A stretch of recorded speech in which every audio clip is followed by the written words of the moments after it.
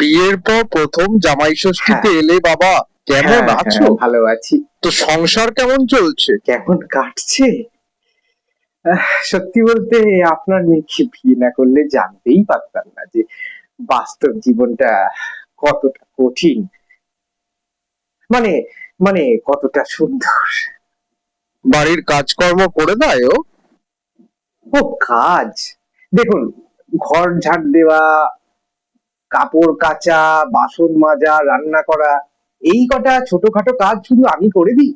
আর বাকি যা বড় বড় কাজ, যেরকম শুয়ে থাকা, টিভি দেখা, গান শোনা, ওইগুলো সব ও করে, আমাকে একটুও হেল্প করতে দেয় না। আর আমার মেয়ের তো খুবই মাথা গরম, তাই ভাবি বিয়ের পর ঝগড়া করার অভ্যেসটা কি গেছে? ঝগড়া? না না না না, আপনার মেয়ে একদমই ঝগড়ায় বিশ্বাসী নয়। ও ডিরেক্ট হাত চালায়, মারপিটে বিশ্বাসী, ঝগড়াও করে না। আর বড় তো দেখি বাবা, ওর সারাদিন বক বক করার অভ্যেসটা গেছে। বলেন কি কথা? না না, বড্ড কম কথা বলে, বড্ড কম কথা বলে। দিনে মোটামুটি 10 থেকে 12 ঘন্টা কোনো কথাই বলে না, কারণ তখনও ঘুমোয়। আর আর আজকে আজকে রান্নার মেনু কি? জামাই ষষ্ঠীতে তো এসছি, রান্নার মেনুটা কি জানলে ভালো লাগতো আর কি।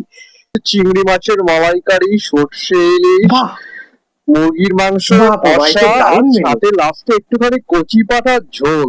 রান্না কে করেছে?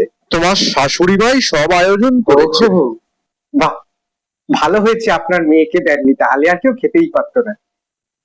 মানে মানে তাহলে আরো ভালো হতো, তাহলে আরো ভালো।